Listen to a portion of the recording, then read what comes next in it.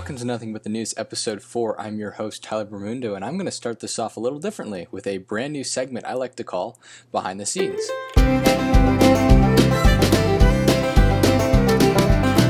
Now, this segment will definitely not be a regular one. I may throw this in every couple episodes or so, but it's going to show you what I do in order to make the podcast, in order to make the daily rundowns.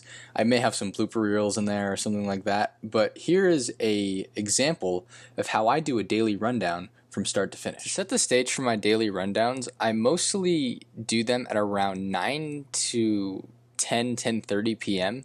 So I get most of the news throughout the day. If something comes up, like let's say like 11:30 at night, I would report it the next day. And what I do is I am following CNN, Fox News, ABC, NBC, CBS, and a couple other news sources on Instagram. So if I find myself throughout the day scrolling on Instagram, I do see articles that I know I can revisit later.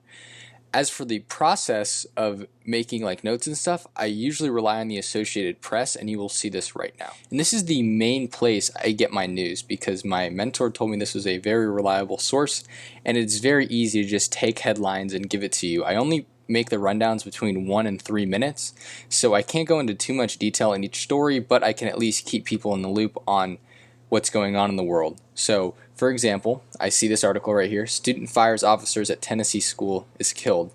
I find that very interesting, so I look, and I usually look at just the first 2 to 3 paragraphs because that gives you an introduction on what's going on without going into too much detail. As you can see, like just by scrolling, there's a lot more information, but I just want, just short, sweet, and concise news.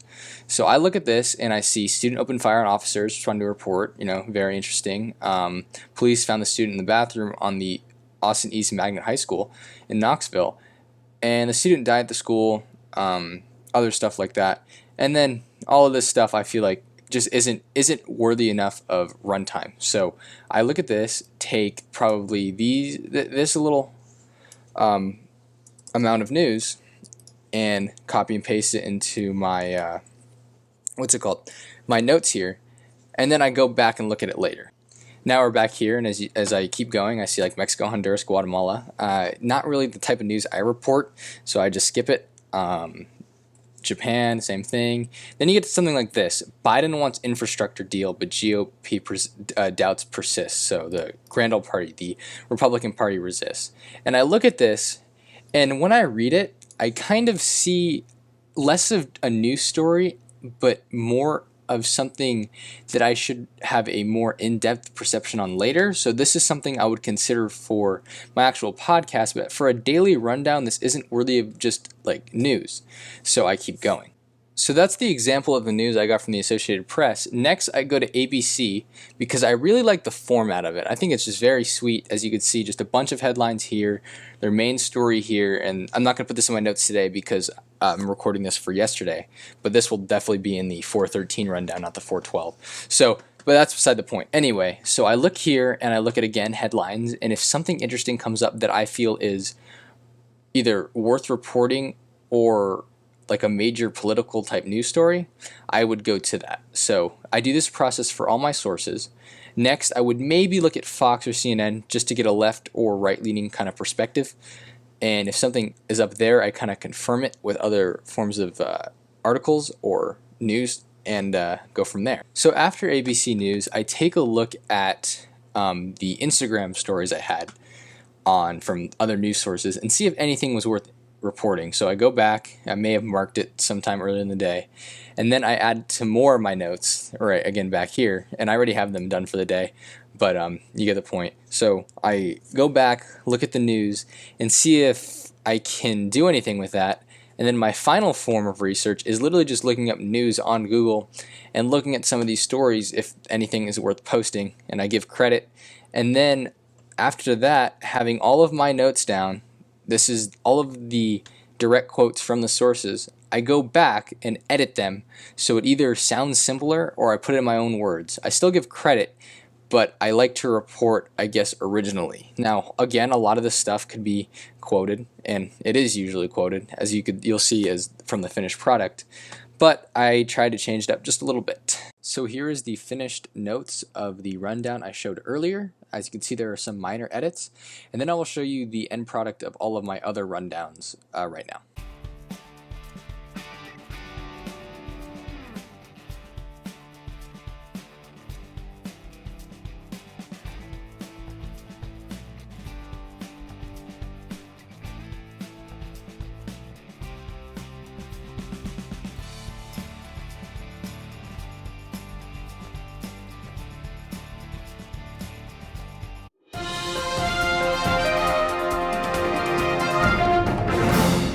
Our top story this week is the shooting of 20-year-old Daunte Wright at a traffic stop.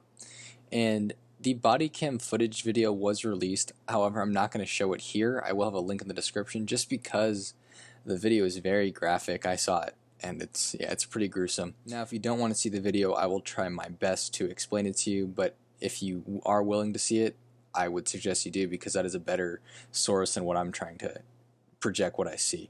Anyway, so from what I saw is there were two cops who were one was on the passenger side, one was on the driver's side, where Wright was on the driver's side.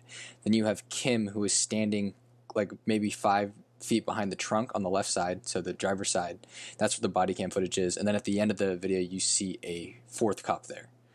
And they start talking to Wright, the two cops on the door side, and they take Daunte out, and he was on the car side of the car door where the cop was trying to put him in cuffs. They were also searching him, seeing if he had anything on him, and then all of a sudden Daunte breaks for the driver's side, and they try to hold him, and Kim Potter, the officer who shot him, says, taser, taser, taser, and then shoots him, and she says, didn't realize it, and then she says, holy I just shot him, and then the video cuts out. If you're wondering how we got this video and how it got to that point, we have Brooklyn Center Police Chief Tim Gannon, who said in an interview he was pulled over for having an expired registration on the vehicle.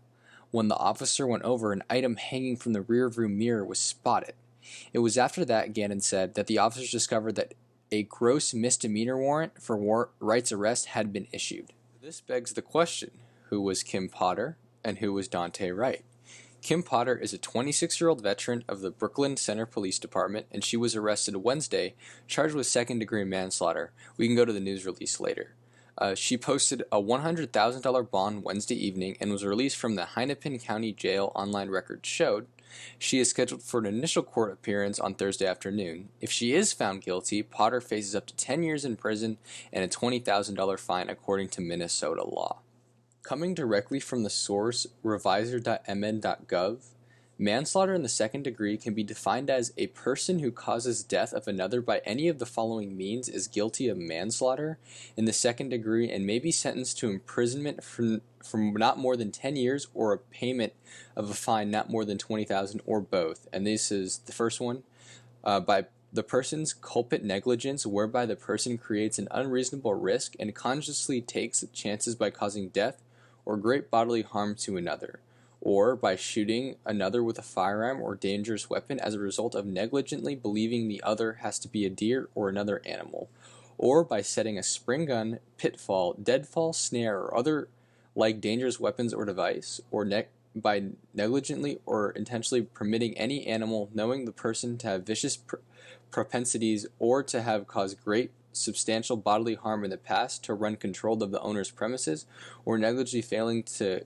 keep it properly confined, or by committing or attempting to commit a violation of section 609.378, neglect or endangerment of a child, and in murder of the first, second, or third degree is not committed thereby. Now, to learn more about who Daunte Wright was as a person, it is fairly difficult because the family declined to openly talk about his past.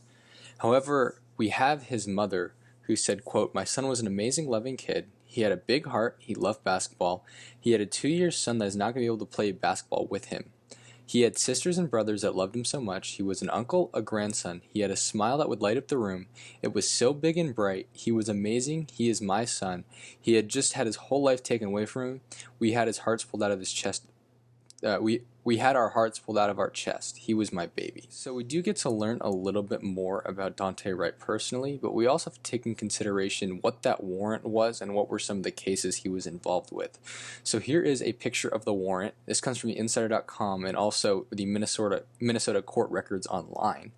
Now we can also take a look at the two main court cases that we have against him. The first case was Wright was accused of carrying a weapon without a permit and fleeing from the police. Documents in the case are filed under 27 CR 214400.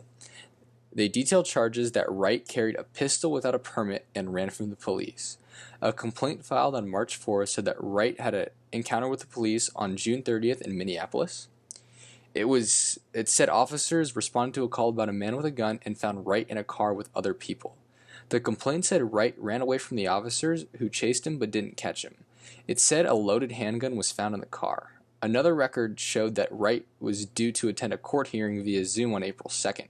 A warrant for Wright's arrest was then filed, suggesting he did not attend the hearing. This was the warrant the police were acting over on the weekend, or the warrant that was used in his arrest before he was shot. Arthur Martinez, a public defender who represented Wright, told the Daily Beast that neither he nor Wright had seen that document. He obviously didn't get it and no one notified me, Martinez said.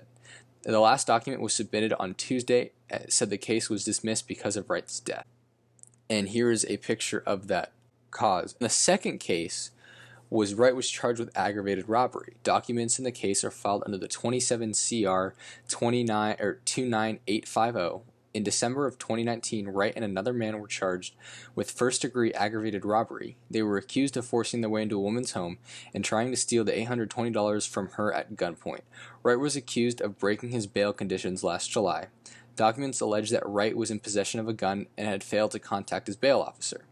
The record said Wright was again detained but released on bail in September. Documents show that he was due to appear in court this August. There was no evidence of outstanding warrants related to him in this case, meaning the police would have no reason to arrest him because of it.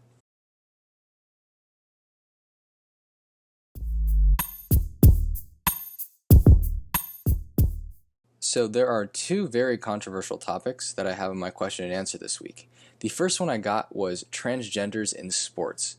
And I guess the first thing I could tell you is imagine, and I'm not trying to compare transgender people to robots, but let's just say I play baseball. Imagine if there was a android, of the future, that comes in and throws 110 miles per hour. The fastest pitch ever recorded is 106 miles per hour, and that happened once. So we have a robot throwing 110 miles an hour and can pinpoint accurately, so it's unfair. And if they played against people of today, I guarantee you the androids would be so much better than the major league players we have. Now, if you're trying to compare that to transgenders in women's sports, if someone is born a man, or men by science are just physically built different. I know that sounds cliche, but men are have more muscle mass, can lift more weight, are stronger.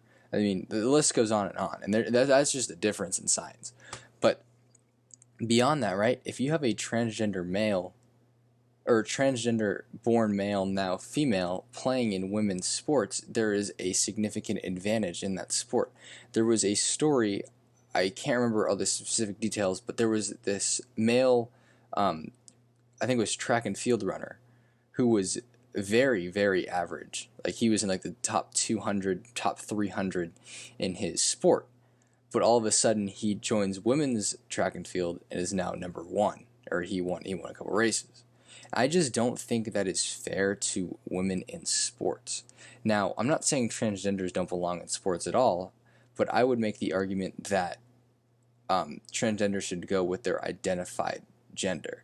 And that's not trying to discriminate them based on how they feel, but it's more of preservation of the sport.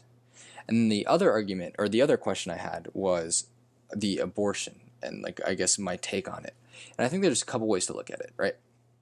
The reason why abortion exists is Roe v. Wade of 1973. This is where my government class comes in. I came up clutch. Anyway, so the main reason for the decision to have abortion was that it violated, if you didn't have an abortion, it violated a woman's right to privacy, and that comes from the 10 Bill of Rights, or yeah, the Bill of Rights is the first 10 amendments. You have your basic civil liberties, and right to privacy is one of them. Now, I think the argument that I would make, and I think that is on a political, or not a political level, but like I guess a constitutional level. Then there's also moral levels that have to go into it. And the moral thing I would say is, right, since it's such a gray area, I think something like late-term abortion is wrong, because if you were going to make that decision, one, I would do it earlier if you want to contemplate whether it's a human life or not. But as you get farther and farther along the path of pregnancy, the more of a life it becomes. So you have to weigh in that. And I think also you need a legitimate reason to have an abortion. Like, you can't just say, oh, oops, I messed up, and use it as a form of birth control, because I think that it's such a gray area, so we're doing that, I think, is wrong as well. But at the same time, right, you still have a woman's choice, a woman's right to privacy, versus, I guess you want to call it like the human life debate. So I would say your stance on the pro-life or pro-choice would be on how or when does a human, or when does a fetus become a life, right? So we all have equal opportunity, but does that equal opportunity start when you're born? Like that's, or does it start like while you're in the mother's womb? And I think that would be the moral or ethical question you have to ask yourself based on this movement. So, but I do think like it should not be used as a form of birth control. I don't know why. Like, you would need a reason to have an abortion. That would be my final answer. I think that should be a compromise between the people who are pro-life and pro-choice. So before I end the video today, I just want to let you guys know the reason why it's closer to 17 minutes is I had an interview in place about the idea of schools opening up between a parent and someone on the school board, but I just couldn't fit a time for them to get it done before this Thursday. So when I finish that interview, I will edit and upload it as soon as I can, but the podcast will still be uploaded today with what I have, as you can tell, and then the following podcast will be on May 6th, just as normal. So that's it. Thank you guys for watching, and I hope you have a great one.